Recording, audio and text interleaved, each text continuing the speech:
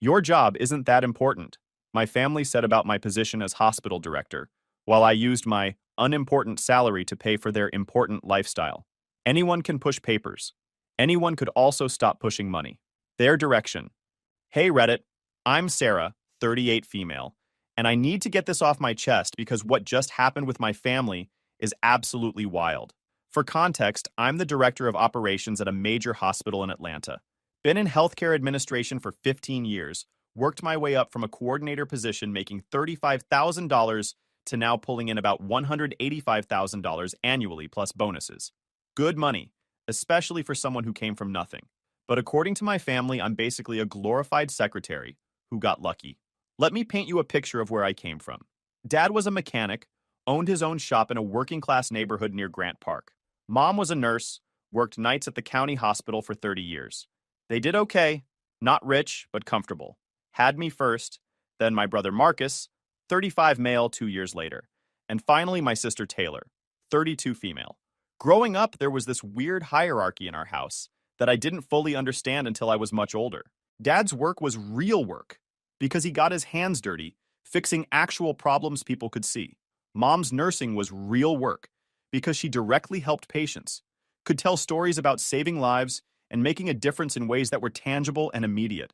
But anything that involved sitting at a desk, that was for people who couldn't handle real jobs. People who wanted the easy path. People who, in Dad's words, couldn't cut it in the real world, so they hid behind computers and paperwork. I was always good at school. Like, really good. Straight A's from elementary through high school, loved organizing things, could see patterns and systems that other people missed. Had this weird brain for logistics and efficiency, could look at any messy situation and immediately see how to streamline it. My guidance counselor said I should go into business or healthcare administration. Mom thought that was great. Said the healthcare industry desperately needed good managers who understood both the business side and the patient care side. Dad, though, he'd make these comments. Management. That's what people do when they're not tough enough for the actual work. Administrators are why healthcare costs so much. Just overhead. Anyone can sit in an office and send emails. Try rebuilding a transmission in August heat. I got my bachelor's in healthcare administration, then my master's. Worked my butt off, took entry-level positions that paid garbage, learned everything I could about hospital operations, budgeting, regulatory compliance, quality assurance, patient safety protocols. Moved up slowly but steadily through coordinator roles, supervisor positions, department management. Each promotion felt like a victory. Each new responsibility was proof I was building something real. But my family never quite saw it that way. Meanwhile, Marcus followed Dad into the mechanic business. Apprenticed under him through high school, took over the shop when Dad retired 5 years ago. He's good with his hands, I'll give him that. Can diagnose engine problems by sound, rebuild anything you put in front of him. Dad's incredibly proud, always talking about how Marcus is carrying on the family legacy, doing real work with real value. Taylor became a paramedic, dramatic adrenaline junkie job that fits her personality perfectly. She's got the stories to back it up too. Cardiac arrests she brought back, accident victims she stabilized, babies she delivered in the back of ambulances. The kind of work that makes you a hero at dinner parties. And from the moment I started my career, I was treated like the family disappointment who lucked into money. Every family dinner followed the same script. We'd gather at my parents' house on Sundays. This tradition we'd maintained since I was a kid. Marcus would talk about the cars he fixed that day, the problems he solved, the customers he helped. He'd describe some complex mechanical issue in detail, and Dad would jump in with advice or ask technical questions. They'd geek out together about torque specifications and compression ratios. Taylor would tell these wild stories about emergency calls, the dramatic saves, the close calls, the lives she touched directly. Mom would listen with this intense pride, asking detailed questions about procedures and treatments. She'd share her own nursing stories, and they'd bond over the medical field. Everyone would hang on their words, ask questions, be impressed. The table would buzz with energy and excitement. Then they'd turn to me. How was work, Sarah? I'd start explaining. Well, we just implemented a new patient tracking system that should reduce wait times by 30% in the ER. The data integration was complex, but we managed to sync 5 different legacy systems without disrupting operations. It's already showing promising results in our pilot department. Sounds boring, Taylor would interrupt. But hey, at least you get to sit in air conditioning all day, right? The table would laugh. Not mean, exactly. Just dismissive. Like what I did was so obviously less important than what they did that it wasn't worth the airtime. Must be nice having a desk job, Marcus would add. I'd go crazy not actually doing anything with my hands. I do plenty, I'd try to defend myself. Managing a hospital isn't. Yeah, sending emails and going to meetings, Dad would wave it off. We get it. Somebody's got to do the paperwork. The conversation would move on. I'd sit there feeling invisible, pushing food around my plate, wondering why I even bothered sharing anything about my life. This went on for years. Every achievement I had was minimized. Made department manager at 28? Good for you, honey. Must be nice working in an office. Implemented a system that saved the hospital $2 million annually? That's great, sweetie. Hey, did Marcus tell you about that transmission job? The money stuff started small. About 8 years ago, Marcus's shop needed new equipment. One of those two-post hydraulic lifts that let you get underneath vehicles properly. He called asking if I could spot him $3,000. Said business was slow after the recession. He'd pay me back in a few months once things picked up. I sent the money. Never saw it again. 6 months later, Taylor needed help with a security deposit for her new apartment. $1,800. She'd just started the paramedic job, and her first paycheck hadn't come yet. Just until my next paycheck, she promised. I'll pay you back with interest. Didn't get that back either. When I brought it up a month later, she acted like I was being petty. I thought you were helping me out as my sister, not running a bank. I didn't know you were counting. That should have been my wake-up call. But family is family, right? You help each other out. Dad's truck needed a new transmission. $2,400. Mom's car needed new tires and a brake job. $900. Marcus's shop needed to stock up on parts for the busy season. $5,000. Taylor wanted to take advanced EMT certification courses. $3,200. Always something. Always just this once. Or, I'll pay you back. I kept a spreadsheet because that's what administrative people do. Over 8 years, I've given my family $167,000. Not loaned. Given. Because none of it ever came back. The few times I asked about repayment, I got accused of being petty, or not understanding that family helps family without keeping score. The worst part? The more I gave, the less they respected what I did. It was like in their minds, if I could afford to give away that kind of money, my job must be easy. Must not require real skill or hard work. Must just be pushing papers and collecting an inflated paycheck for doing very little. Must be nice making that desk job money, became Marcus's go-to comment whenever I'd help him out financially. Wish I could just sit around and make 6 figures, Taylor would joke when I'd cover her car payment for the 3rd month in a row. Every dollar I gave them seemed to confirm their belief that I hadn't earned it through legitimate hard work. I was just lucky. In the right place at the right time. Probably got promoted because I knew the right people or filled some diversity quota, not because I was genuinely good at what I did. Last month was my promotion. After years of work, countless projects, and consistently exceeding every metric the board set for me, I was named Chief Operating Officer of the entire hospital network. 3 hospitals, over 4,000 employees, $300 million annual budget under my oversight. This wasn't just a title bump. This was a seat at the executive table. This was having direct input on strategic decisions that would affect patient care across the entire region. This was the culmination of 15 years of busting my ass to prove I belonged in this role. My salary jumped to $220,000, plus performance bonuses that could hit another $80,000, depending on how we performed against quality metrics, patient satisfaction scores, and financial targets. I was proud, really proud. This was a huge deal in healthcare administration. The board had chosen me over candidates with more years of experience, candidates from bigger hospital systems, candidates with more impressive pedigrees. They chose me because of the work I'd done improving efficiency and patient outcomes, because I'd proven I could do the job. I called my family to share the news, expecting something. Not a parade, but maybe some genuine excitement, some recognition that I'd achieved something significant. I called Mom first. She answered while driving, said she was heading to Marcus's shop to help with some paperwork.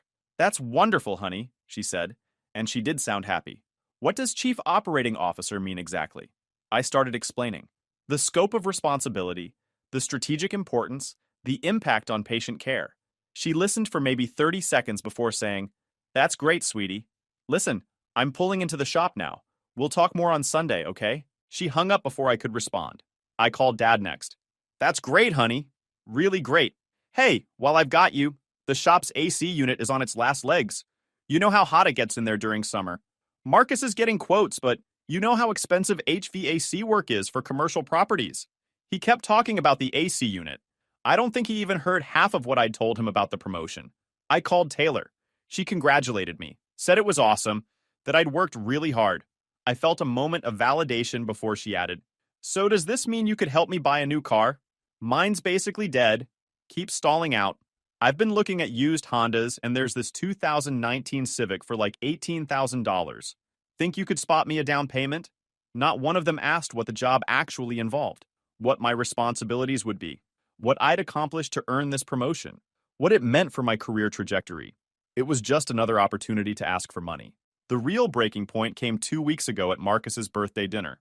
We were at this nice steakhouse in Buckhead, Ted's Montana Grill, the kind of place my family would never have gone to when I was growing up. The kind of place where a decent steak runs $45 and sides are extra.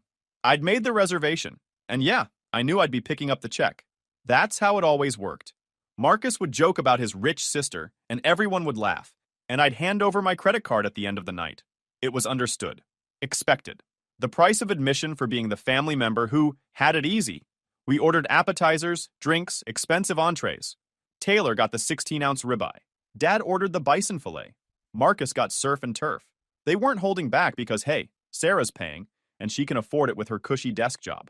Marcus was showing everyone pictures on his phone of this new diagnostic computer he wanted for the shop. Top of the line, all the bells and whistles. Could diagnose any car from 1996 forward, access every vehicle database, perform complex electrical system testing. It's a game changer, he was saying. Would cut diagnostic time in half, let me take on more complex jobs. $45,000, but it would pay for itself in a year. Dad was examining the specs on Marcus's phone.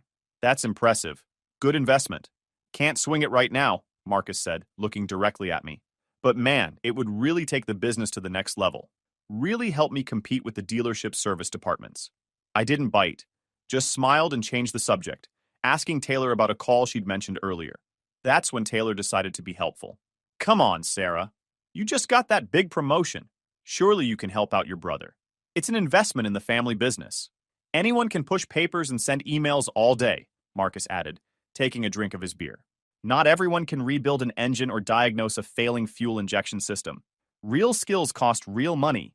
Technical knowledge doesn't come cheap. I felt my jaw tighten, but I tried to keep my voice level. My job is a bit more complex than pushing papers. Dad laughed, that dismissive chuckle I'd heard my whole life. Sure it is. But let's be real. You sit in meetings and send emails all day. Marcus has to actually do things with his hands. That's skilled labor. That takes real training and talent. Managing a $300 million budget and 4,000 employees takes skills too. Oh, come on, Taylor rolled her eyes. You're really going to compare your desk job to actual emergency medicine? I save lives, Sarah. You file paperwork. You make sure the right forms are filled out. I keep people from dying. I took a breath, tried to explain calmly. Actually, my decisions affect patient outcomes every single day. Resource allocation determines if the ER has enough staff during peak hours. Quality metrics identify where we're failing patients. Safety protocols prevent medical errors. Equipment purchasing decisions affect what tools doctors have available. See, this is what I mean, Marcus interrupted, waving his hand dismissively. You're talking like a brochure. It's all abstract. Meanwhile, I'm keeping people's cars running so they can get to work, get to school, live their lives. Taylor's literally saving people's lives in real time. What you do? It's important, sure, I guess. But it's not exactly critical. It's background stuff.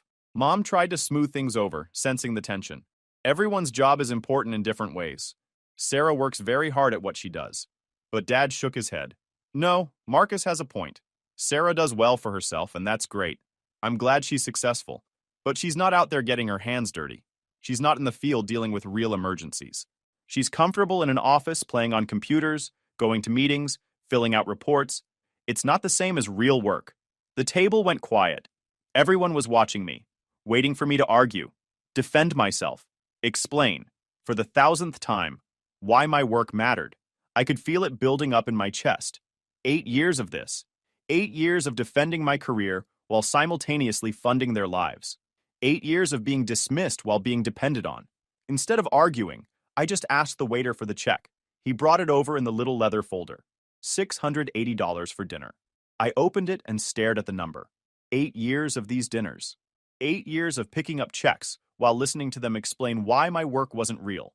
I looked at the bill, looked at my family, all of them watching me expectantly, waiting for me to do what I always did, and I did some quick math in my head. 8 years. $167,000 in direct financial support. Probably another $50,000 in dinners, gifts, and casual expenses. Every family dinner check for nearly a decade. Every small favor that turned into thousands of dollars. Every time I was the family ATM, while being told my job was basically meaningless. I pushed the check toward Marcus. You know what? You're right. My job isn't that important. Just pushing papers, collecting a paycheck for easy office work. So I'm sure you won't mind covering dinner for once. You know, with your real job money. Marcus's face went pale. The confidence drained right out. What? Come on, Sarah, I was just being honest, I finished for him. And honestly, if my job is so easy and unimportant, I probably shouldn't be bothering you all with my boring desk job money. Clearly, I haven't earned it through real work, so it doesn't have real value. I stood up, grabbed my purse from the back of my chair. Enjoy dinner! I've got some paperwork to push tomorrow morning, so I should get home. Big day of sending emails and attending meetings. Mom's face went white. Sarah, don't be dramatic. We didn't mean what? That my job isn't real work? That anyone could do what I do? That I'm just lucky to be making good money for basically nothing? I looked around the table. That's what you all said. I'm just agreeing with you. Dad tried his stern voice. Sarah, sit down. Don't make a scene. I'm not making a scene. I'm just realizing that if what I do doesn't deserve respect, it doesn't deserve to subsidize everyone else's lifestyle either. Taylor tried the sisterly approach. You're really going to do this over some stupid comments? We were joking around. No, you weren't. You all genuinely believe that what I do isn't real work. Fine. Then my money isn't real money. So you won't miss it. I grabbed my coat. Enjoy figuring out the check. I'm sure your real jobs will cover it just fine. I walked out before any of them could say anything else. Could hear Mom calling after me, Dad saying something about me being ridiculous, Taylor calling me childish. Didn't look back, just walked through the restaurant, past the other tables, out the door into the parking lot. Got to my car and just sat there shaking. Not from anger exactly, from something else. Like a weight I'd been carrying for 8 years had suddenly lifted. I'd spent so long trying to prove my worth to people who would never see it. And for what? So they could keep taking my money while acting like I didn't earn it? I drove home, poured myself a very large glass of wine, and opened my banking app. Started looking at all the automatic transfers I had set up over the years. $800 a month to Marcus for shop expenses that were never properly accounted for. $500 a month to Taylor for student loan help, though she'd refinanced twice and somehow still always needed money. $1,200 a month for my parents' mortgage payment. They'd refinanced 3 years ago to pull out equity for home improvements, and I'd been covering the payment increase ever since. That's $2,500 a month, $30,000 a year. For people who thought my job was basically clerical work, I canceled every single automatic transfer. Each one felt like removing a weight from my shoulders. Then I did something I'd never done before. I went through my credit card statements for the past year. Every family dinner where I'd picked up the check. Every emergency where I'd sent money via Venmo or Zelle. Every Christmas where I'd bought expensive gifts because everyone pitches in, even though I was the only one actually pitching in anything substantial. $47,000 last year. Just in casual family expenses that somehow always fell to me. I made a new spreadsheet, listed every instance of financial support over 8 years, had receipts and bank statements for most of it. Seeing it all laid out like that, in clear numbers and dates, was shocking, even though I'd been living it. $167,000 in direct transfers, loans that were never repaid, and checks written for emergencies. $43,000 in family dinners and celebrations. $28,000 in Christmas gifts, birthday presents, and random expenses. $238,000 total, nearly $250,000 over 8 years. And I couldn't remember a single time any of them had said thank you without it being immediately followed by another request. The next morning, I got a text from Marcus. Dude, your transfer didn't go through. Can you check on that? I typed back, no transfer today, or any day. You're right. My job isn't that important, so I should probably stop acting like I have real money to throw around. Wouldn't want to waste my unearned desk job money. My phone rang immediately. Marcus. I sent it to voicemail. Then Taylor called. Voicemail. Then Mom. I answered that one. Sarah, what's going on? Marcus said you're not helping with the shop anymore? What happened? Nothing happened. I just realized you were all right. My job isn't real work, so my money isn't real money, so there's no point in sharing it. Honey, we were just teasing. You know we didn't mean anything by it. 8 years, Mom. 8 years of just teasing. 8 years of explaining what I do while you all dismissed it. 8 years of funding everyone's lifestyle while being told I've got it easy. But Marcus depends on that money. The shop expenses. Then Marcus needs to figure out how to run his business on what his business makes. Just like every other business owner. You know he's struggling. After the pandemic, business has been slow. Then he should cut expenses. Adjust his business model.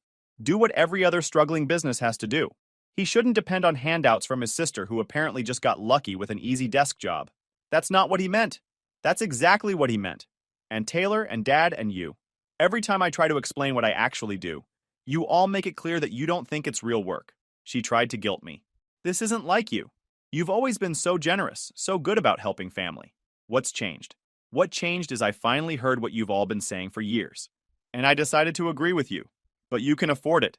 Can I? Because last night everyone made it pretty clear that I don't actually do anything valuable. I'm just a paper pusher. So maybe I should live like a paper pusher. Save my money instead of funding everyone else. You're being childish. I'm being practical. If my job isn't important, my money shouldn't be either. She tried several more angles.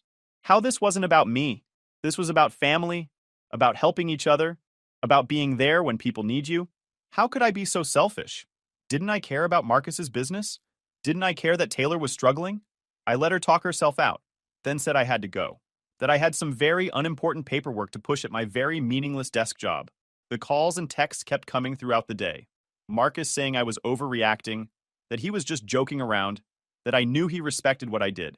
Taylor saying I was being dramatic over nothing, that she'd always supported my career, that I was letting hurt feelings ruin family relationships. Dad sending a text saying I needed to stop acting like a spoiled brat and remember what family means. None of them apologized for how they'd treated me.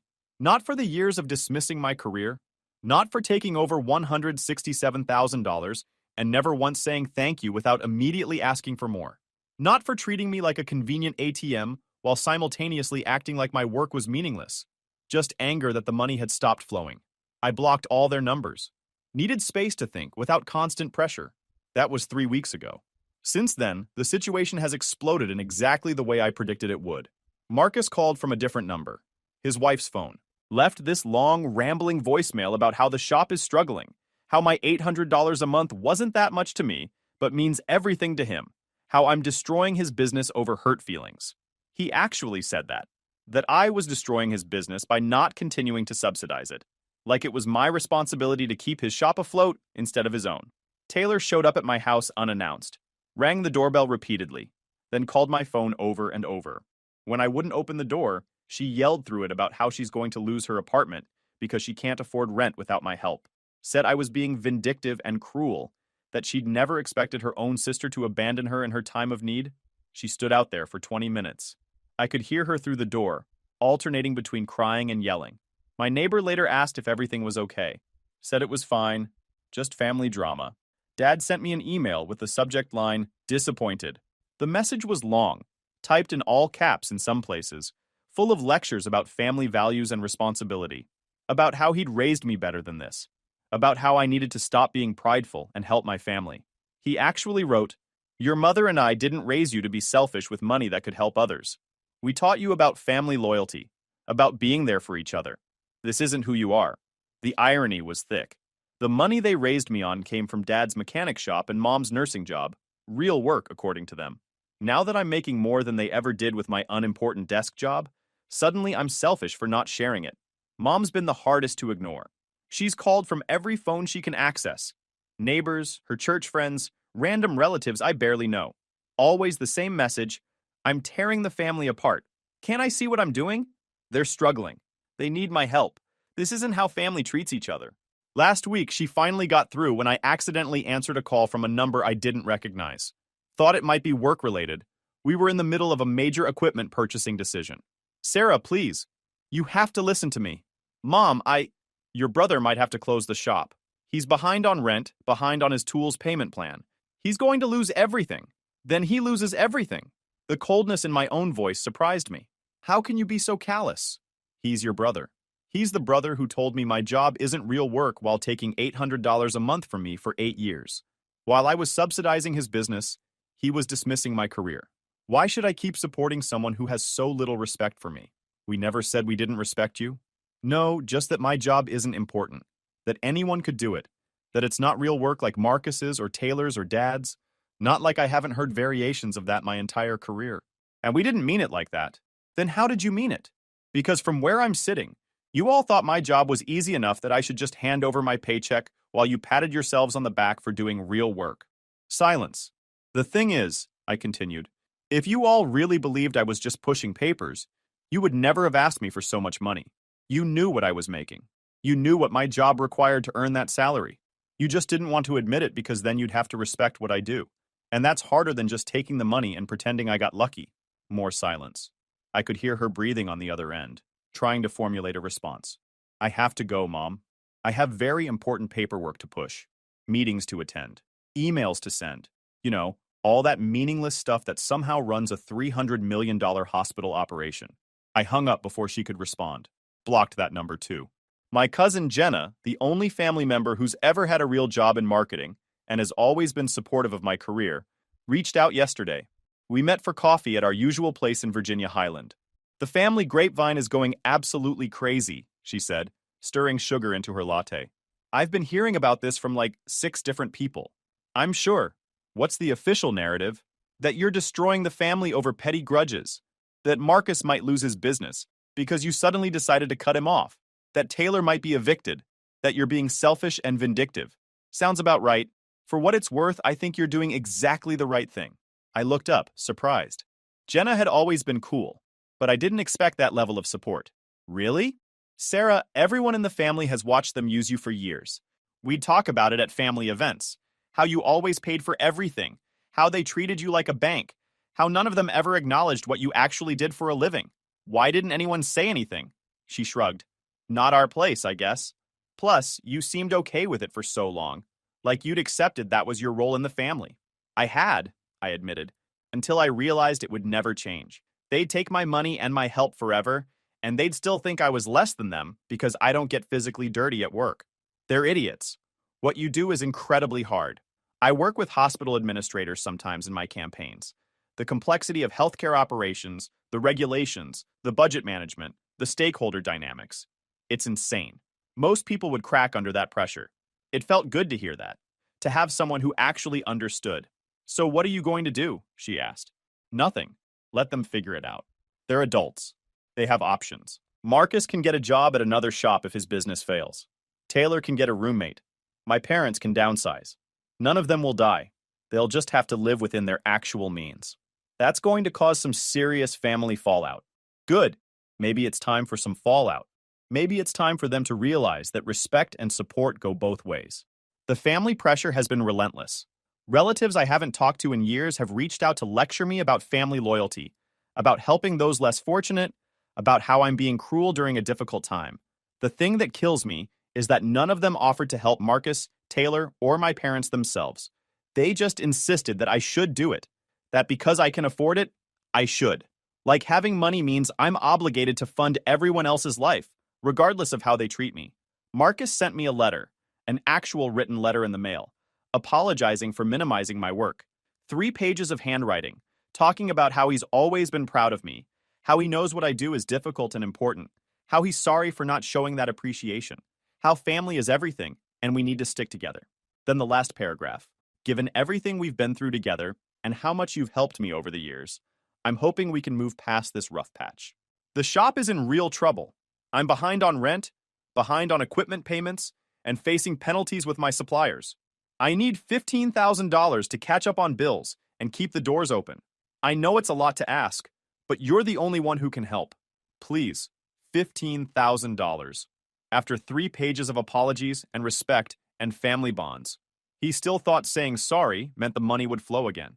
I didn't respond. Taylor tried a different approach, sent me this long text at 2 a.m., probably after a few drinks, about how she's been depressed, how losing her car and facing eviction was the last straw, how she's been thinking about her life choices and realizes she took me for granted. I see it now, she wrote. How I dismissed your work, how I made it seem less important than mine. I'm sorry, I was wrong. You worked just as hard as anyone, and probably harder because you had to put up with all of us treating you like that. Then, I know I don't deserve your help after everything, but I'm drowning here. Just $5,000 would let me get a used car so I can keep my job and catch up on rent. I'll pay you back this time, I swear. I'll set up a payment plan, put it in writing, whatever you want. Please, Sarah. I'm desperate. I almost responded to that one. The apology felt more genuine than Marcus's. But then I realized she's only sorry because the money stopped. If I was still handing over cash every month, would she have had this revelation? Would she have suddenly respected my career? Number. She's sorry she lost her ATM. That's it. Dad sent another email. Subject line. Final attempt at reconciliation. Long message about how he's a proud man, how it's hard for him to ask for help, how he knows he's failed as a father in some ways. Acknowledge that he should have given me more credit for my accomplishments, that his generation doesn't always understand modern careers, that he sees now how important my work is to the healthcare system. Then the ask. They're about to lose the house. Need $18,000 to catch up on the mortgage and avoid foreclosure. He'll pay me back by selling some tools and equipment from his retirement collection, but he needs time to arrange it properly so he gets fair value. $18,000 to save the house they refinanced to pull out equity, the house they got into trouble with because they kept helping Marcus instead of protecting their own finances. You know what's interesting about all these apologies? They're all followed immediately by requests for substantial amounts of money. Like they think saying, I respect your career now, or I see how hard you work, is a magic password that unlocks my bank account. They still don't get it. They think this is about them not saying the right words, not being appreciative enough. They think if they just acknowledge my career properly, the money will start flowing again. But that's not it. This isn't about the money, though the money is part of it. It's about 8 years of being treated like my success was an accident. Like I got lucky with a cushy desk job instead of working my tail off to get where I am. Like I stumbled into six figures instead of earning every dollar through skill, hard work, and strategic career decisions. It's about every family dinner where they'd talk about real work while I paid the $600 check. Every time I'd try to explain what I actually do, the complexity of managing hospital operations, the pressure of budget decisions that affect patient care, the strategic planning that keeps a healthcare system running, and they'd zone out because it wasn't as exciting as rebuilding engines or saving lives in ambulances. It's about the fundamental disrespect of thinking you can take someone's money while simultaneously acting like they didn't earn it through legitimate work. It's about being invisible unless they needed something. Last week, I had coffee with my old boss from my first job out of grad school. Dr. Richardson retired 3 years ago, but we've stayed in touch.